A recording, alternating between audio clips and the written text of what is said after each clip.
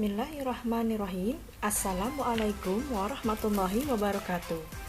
Apa kabar anak-anak?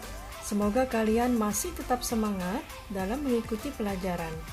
Baik, kita akan masuk kepada materi IPS kelas 8, masih dengan tema 3, keunggulan dan keterbatasan antar uang, pengaruhnya terhadap kegiatan ekonomi sosial budaya di Indonesia dan ASEAN. Dan tema kali ini adalah penguatan ekonomi maritim.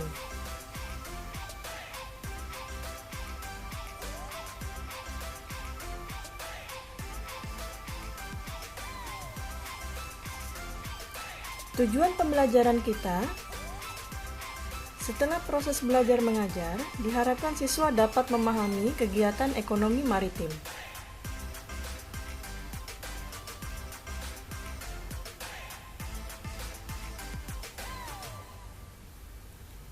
Baik anak-anak, silakan kalian amati dulu gambar berikut ini.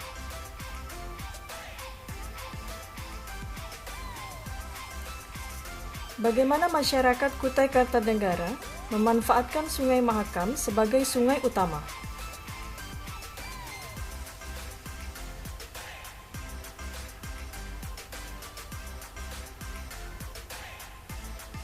Ekonomi kemaritiman. Kemaritiman adalah berbagai kegiatan perekonomian yang meliputi banyak bidang yang berhubungan dengan transportasi laut, pembangunan, serta pengoperasian pelabuhan, dan tempat pembuatan serta perawatan perahu atau kapal. Dalam uraian materi tentang perdagangan antar negara, kalian telah mempelajari tentang ekspor dan impor. Kalian tentu memahami bahwa dalam aktivitas ekspor dan impor diperlukan barang atau jasa sebagai komoditas perdagangan antar negara. Untuk mendukung ketersediaan komoditas perdagangan antar negara internasional, perlu upaya peningkatan ekonomi maritim, sebab sektor ini merupakan unggulan yang dimiliki Indonesia.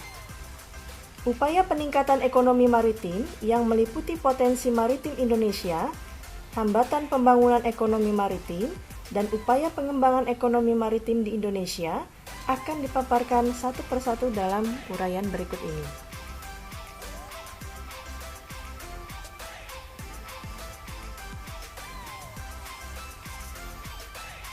Ekonomi kelautan merupakan kegiatan di kawasan pesisir, laut, serta darat untuk memanfaatkan sumber daya alam dan jasa yang berada di lingkungan laut untuk hasilkan barang maupun jasa.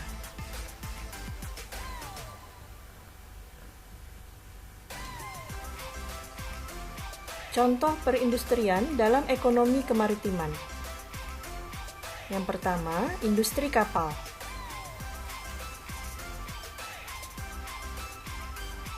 Yang kedua, industri perikanan dan teknologi.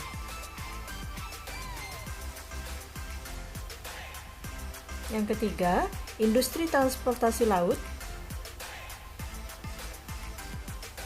Yang keempat, industri pertambangan dan energi.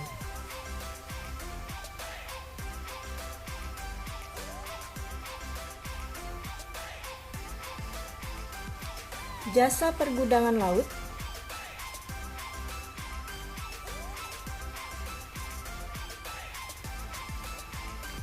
Klasifikasi industri bidang kelautan menurut KBLI tahun 2009. Yang pertama, pertambangan dan penggalian, eaktasi garam, pertambangan minyak bumi, penggalian batu pasir, dan lain-lain. Perikanan, seperti budidaya ikan laut atau air tawar, jasa penangkapan ikan di perairan umum, dan lain-lain. Pendidikan, kegiatan yang dilakukan oleh SMK dan perguruan tinggi baik negeri maupun swasta yang bergerak pada bidang kelautan. Industri pengolahan, mengolah makanan, air, mineral, perhiasan, dan lain-lain. Perdagangan besar.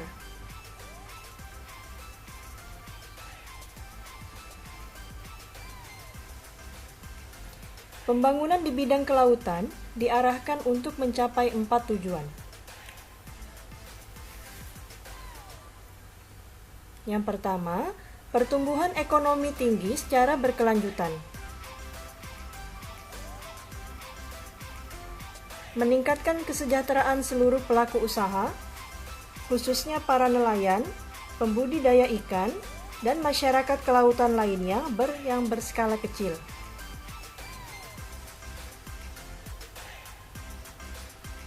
Terpeliharanya kelestarian lingkungan dan sumber daya kelautan. Menjadikan laut sebagai pemersatu dan tegaknya kedaulatan bangsa.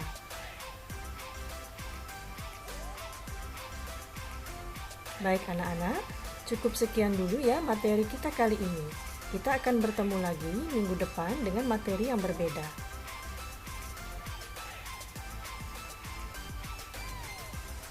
Wassalamualaikum warahmatullahi wabarakatuh.